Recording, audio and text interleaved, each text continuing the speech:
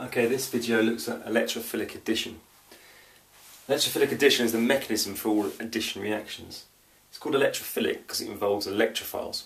Electrophiles are species which can accept a pair of electrons, they're an electron pair acceptor. And here are some examples: HBr, HCl, Cl2, Br2, I2, Hi. There are many more, this is some that we're going to look at. Okay, so electrophiles are attracted to alkenes because they've got a double bond which is rich in electrons. And there's electrons in the pi bond which it can easily accept. So here we've got bromine. Now bromine isn't normally a polar molecule, it's non-polar. But as it approaches the double bond, the electrons in the single bond are repelled away towards this bromine, this part of the bromine molecule, this Br, to make it delta negative, and this one slightly electron deficient to make it delta plus. Okay, so then a pair of electrons come from the double bond to the delta positive bromine, and that's forming a new covalent bond. Now bromine can only make one covalent bond, so as that's forming, the old one's got to break, and so the old bond there breaks, and both electrons in the bond go to that bromine. So we end up with a new covalent bond here. This carbon has lost a bond, it's only got 3 bonds, so it's positive, it's lost an electron. And we've made a bromide ion, that came from that bromine there. This is minus because it's got one more electron than protons now. It's not delta minus, it's actually minus. Draw on a lone pair. It's actually got more than one lone pair, but there's only one lone pair that reacts at once, and it's got a negative sign. So the arrow goes here from this lone pair to the positive carbon. This carbon here is what we call carbocation. Okay, it's carbon with a positive charge. So they're forming a new covalent bond between them. And so overall, we've got 2 bromines, one bond into each carbon, where originally there was a double bond. There's no double bond anymore, and it's saturated. And this will be 1,2-dibromopropane. So that's the basis of all the mechanisms. There's like a few small variations. Look at this one here. Here we're using HBr now rather than Br2. Now this does have a permanent dipole already. So the hydrogen will always be the part of the electrophile that accepts the electrons from the double bond, because it's always going to be the delta positive part of the electrophile. Again, the arrow goes from the bond to the bromine. You've got to be absolutely perfect with these mechanisms. So it's not going from the hydrogen, it's going from the bond to the bromine, not away from the bromine, under the bromine, across the bromine, to the bromine. Okay?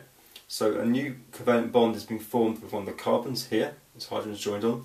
We've got a carbocation again, we've made bromide again, and the electrons go from the lone pair, be very precise about that, to the positive carbon. Okay? And there we've got 2-bromopropane. So when you do a mechanism, always make sure you've got dipoles. Always make sure your arrows are curly. Make sure you're being really accurate about where the arrow starts and where it ends. It has to be perfect.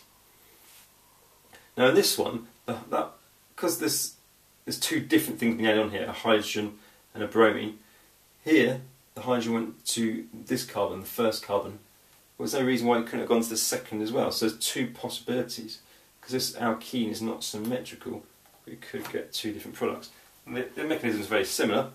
Just here, the hydrogen note, when the double bond breaks, it's gone to that carbon rather than that carbon, which means the bromide joins on to the first carbon, so you end up with 1-bromopropane.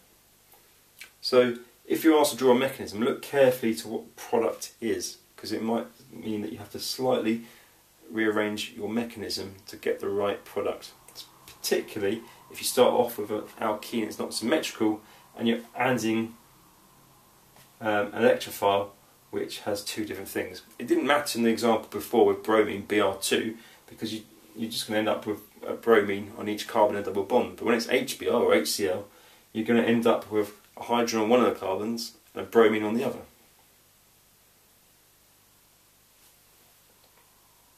Okay, this last mechanism is for the hydration of an alkene. Now this mechanism really comes up, it's a little bit more tricky.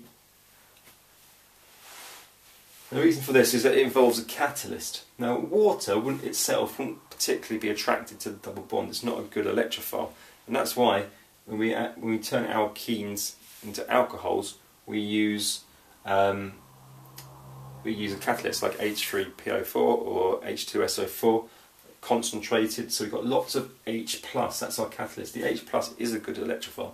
So the double bond breaks because it's attracted, electrons, a pair of electrons are attracted to the H+, forming a new covalent bond, leaving a carbocation on one of the carbons.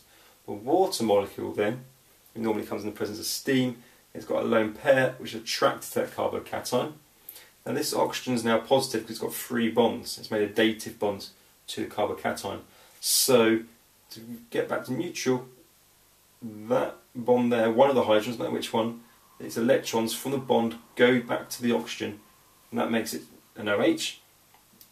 So that's the alcohol functional group. And the H+ here has come off, so this is the catalyst, it's been regenerated. So it was used in the first step, regenerated in the last step. So it's a catalyst, it hasn't been used up. Now again, because it's not symmetrical, we could change it slightly, so that rather than the H+ going on the first carbon here, it's gone on the second, which means the water would attach in a different place.